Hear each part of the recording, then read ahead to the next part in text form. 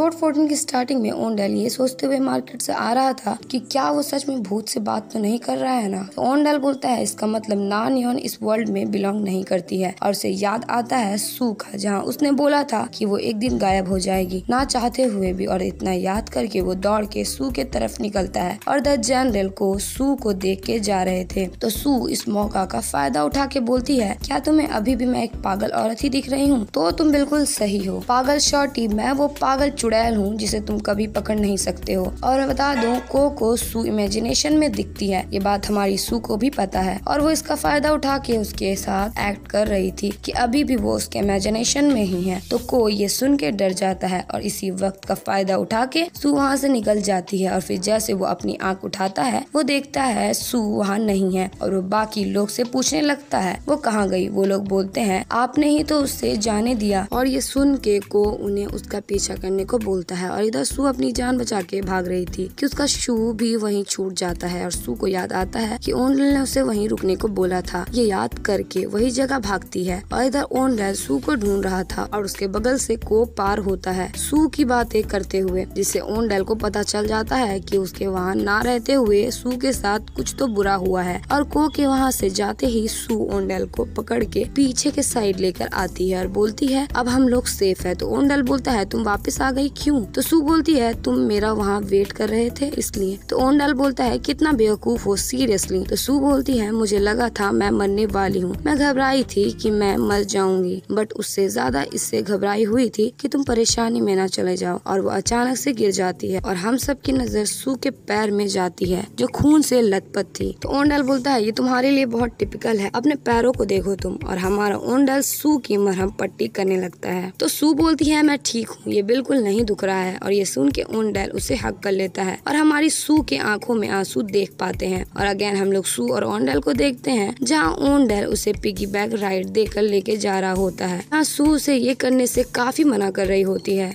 But ओंडेल उसकी बात नहीं मानता और बोलता है मैं भी मरने से डरता हूँ बिकॉज मैं सोचता हूँ कि इससे तुम यहाँ से चली ना जाओ। और फिर सू और ओंडेल अपने घर आते हैं जहाँ सू बोलती है अगर हम लोग यहाँ रहेंगे तो इससे इसकी माँ को हम लोग परेशानी में डाल देंगे। उसने बोला था कि यहाँ आना ज्यादा बेटर होगा। और हमारा ओंडेल पूरा घर की चेकिंग करके बोलता है माँ कहाँ है और अंदर से 2 शू लाता है। तो सू बोलती है क्या सब कुछ ठीक है? तो ओंडेल बोलता है मुझे पता है सब कुछ इस जगह में ऐसा लग रहा है जैसे मानो कुछ हुआ ही नहीं है। तो सू बोलती है शायद वो कहीं गई हो कुछ देर के लिए। तो ओंडेल बोलता है उनका मेरे अलावा कोई नहीं है, ना कोई दोस्त और ना ही कोई परिवार, तो वो कहाँ जाएगी? तो सू बोलती है क्या उस दिन जब तुम मुझे बचाने के लिए आए थे तो तुमने उन्हें अकेले ही वहाँ से भेज दिया था? तो ओंडेल बोलता है हाँ सही बोला उस टाइम। वेल तो सू बोलती है क्या ये मेरी वजह से किया था तुमने? तो ओंडेल बोलता है नहीं, ये मैंने खुद की वजह से किया था, मैं अब तुम्हारे साथ बहुत ज्यादा ही प्यार में पड़ गया हूँ। और इतना बोल के वो उसे जूते पहनाने लगता है। तो सू बोलती है सब ऐसे ही होता है, तुम्हें बस ऑनर रहना होगा। और ये सुन के ओंडेल उसका एक जूता दूर फेंक देता है और जब उसे लाने जाता है तो उसे वहाँ पे एक लेटर मिलता है। इधर लेटर में लिखा हुआ था तुम्हारी माँ कहाँ है। और इधर सैम गाड़ी को ठीक कर रहा होता है बट वो नहीं कर पा रहा होता है। तो सू बोलती है ओंडेल पहले से बदल गया है और बिना डर के पूरे अड़ोस पड़ोस में वो छानबीन कर रहा था। तो सैम बोलता है कुछ हुआ है क्या? तो सू बोलती है मुझे नहीं पता, उसने मुझे नहीं बताया, जबकि मैंने उसे पूछा भी। तो वहाँ ओंडेल और बाकी लोग आके गाड़ी में बैठ जाते। तो सैम बोलता है ओंडेल हम लोग कहाँ जा रहे हैं? तो ओंडेल बोलता है मुझे नहीं पता बट मैं ढूंढ लूंगा, नो मैटर कुछ भी हो जाए। और बाकी लोग भी गाड़ी में बैठे थे। तो ओंडेल एक टॉर्च जला के बुंग बुंग के जीपीएस को बोलता है माय लेडी मैं आपसे भीख मांगता हूँ। तो सैम बोलता है देखा मैंने बोला था ना ये फिक्स नहीं हुआ है। तो प्रिंसेस बोलती है ये इसलिए क्योंकि बुंग बुंग अपने अच्छे शेप में नहीं है, ये बिल्कुल तुम्हारे जैसा है मूम्यूं की अपनी फीलिंग एक्सप्रेस ना करना। तो तुम ये इमेजिन ही नहीं कर सकते हो ये मेरे लिए कितना फ्रस्ट्रेटिंग होगा। क्या तुम मुझे अवॉइड कर रहे हो? कोई बात नहीं। तो ओंडेल बोलता है इसे काम करना होगा, नो मैटर कुछ भी हो जाए। माय लेडी मैं आपसे भीख मांगता हूँ, अगर आप मुझे एक बार फेवर करोगे तो मैं वो करूँगा जो आप चाहती हो। गाइज आप सभी से बोलना चाहती हूँ कि वीडियो अगर अच्छी लग रही है तो वीडियो को लाइक कीजिए, शेयर कीजिए और कमेंट भी कीजिए। और अगर आप मेरे चैनल पे न्यू है तो मेरे चैनल को सब्सक्राइब कर लें और साथ ही साथ बेल आइकन को भी प्रेस कर दें कि जिससे आपको मेरी वीडियोस की नोटिफिकेशन सबसे पहले जाए। और हमारी बुंग बुंग चल पड़ती है और जीपीएस बड़े मुश्किल से अटक अटक के बोलता है कुछ ही देर में तुम डिपार्टिंग हो जाओगे अकेले। और फिर धुआं निकलता है और हम लोग देखते हैं कि बुंग बुंग वही जगह खड़ी थी। तो सैम बोलता है ये काम नहीं किया, सू जंग सब कुछ सेम है। तो सू बोलती है नहीं, ओनडेल यहाँ नहीं है। और हमारी सू और इन सब की नजर ड्राइवर की सीट पे पड़ती है कि ओनडेल वहाँ नहीं है। और हम लोग ओनडेल को देखते हैं जो नहीं पता कहाँ पे था और वो बोलता है मैं कहाँ हूँ, क्या मेरी माँ यहाँ है। और उसके पीछे एक बंदा होता है जिसे ओनडेल देखने के लिए अपने टॉर्च आगे करता है और ये सीन यहीं कट हो जाता है। और इधर सैम और मूम युंग मिल के बुंग बुंग को ठीक करने की कोशिश कर रहे होते हैं। तो प्रिंसेस बोलती है क्या तुम लोग सच में एक औरत के बारे में स्किन देखना चाहते हो बिना उसके परमिशन के। तो मूम युंग बोलता है क्या ये मेरी बात कर रही है। तो प्रिंसेस बोलती है मेरे पास कोई आइडिया नहीं था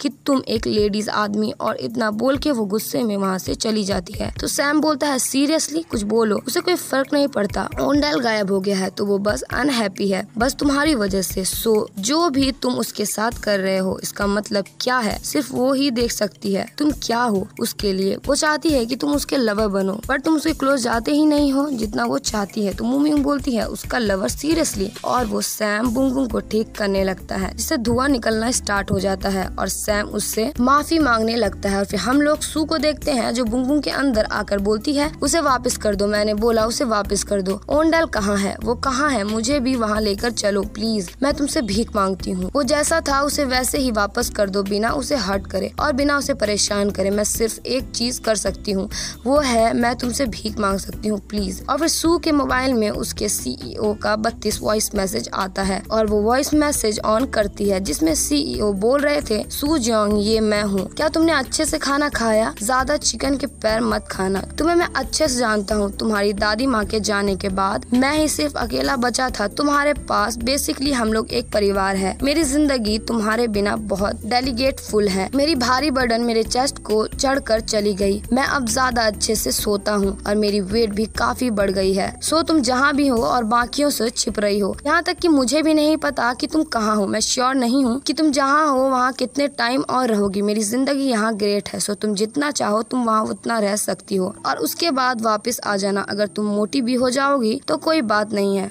बस अपने आप को हर्ट मत करना और हेल्दी रहना, यही सिर्फ एक चीज है जो मैं तुमसे चाहता हूँ। सू जंग मैं तुम्हें दोबारा कॉल करूंगा। और अपने सीईओ का वॉइस मैसेज सुन के हमारी सू बहुत ही ज्यादा इमोशनल हो जाती है और बोलती है बॉस ओनडेल गायब है, अब मैं क्या करूँ। और अब हम लोग प्रेजेंट टाइम में आते हैं जहाँ सू के सीईओ सो के उठते हैं और बोलते हैं सू जंग, और इतना बोलकर अपना मोबाइल चेक करते हैं कि शायद सू ने कोई रिप्लाई दिया होगा, लेकिन उसने कोई भी रिप्लाई नहीं किया होता है। और फिर उठ के ब्रश व्रश करके दीवार में दिन जोड़ने लगते हैं और बोलते हैं वो 33 दिन से यहाँ पे नहीं है, तुम दोनों अभी कहाँ हो। और फिर हम सू के सीईओ के पिता के जैसे सू के लिए यहाँ पे प्यार देखते हैं और हमें यहाँ ये पता चलता है कि सू के यहाँ से जाने के बाद उसके सीईओ उसका यहीं शूटिंग एरिया में उसका इतने दिनों से वेट कर रहे थे और वो नूडल्स खाते हुए काफी इमोशनल हो जाते हैं। उधर हम लोग देखते हैं कि ओनडेल के पीछे जो आदमी था वो और कोई नहीं था बल्कि किंग थे। तो ओनडेल बोलता है तुम हो कौन जिसने मेरा नाम लिया। तो किंग बोलता है मैं तुम्हारे पिता का दोस्त हूँ और ऑल्सो मैं प्योंगयांग का भी पिता हूँ और सेम टाइम में इस कंट्री का राजा भी हूँ, बट अभी मैं सिर्फ एक पिता हूँ जो अपनी बेटी को ढूंढ रहा है, हम लोग दोनों सेम बोट में हैं। तो ओनडेल बोलता है तुम्हारी माँ कहाँ है, इसका जिसने नोट छोड़ा था वो और कोई नहीं है बल्कि। तो किंग बोलता है वो मैं ही था। तो ओनडेल बोलता है मेरी माँ कहाँ है। तो किंग बोलता है पहले मेरे सवालों का जवाब दो, मेरी बेटी कहाँ है, वो इविल लोग कहाँ है जो मेरी बेटी को लेकर गए थे, अगर तुम मुझे नहीं बताओगे तो तुम्हारे माँ मारी जाएगी को योंग के हाथों से। और ये सुन के ओनडेल हैरान हो जाता है और मूम युंग और सू गाड़ी के बाहर किसी की आवाज सुनते हैं। तो सू को लगता है वो ओनडेल है बट मूम युंग उसके बाहर जाने मना करता है। बट हमारी सू ये बोल के वहाँ से चली जाती है कि ओनडेल के अलावा इस जगह को कौन जानता है, वो वही होगा। और सू के देखा देखी वो सब भी उसके पीछे आते हैं। बट हमें पता चलता है वह ओनडेल नहीं बल्कि किंग के लोग थे जो प्रिंसेस को लेने आए होते हैं। और हमें ये यहाँ पता चलता है कि ओनडेल ने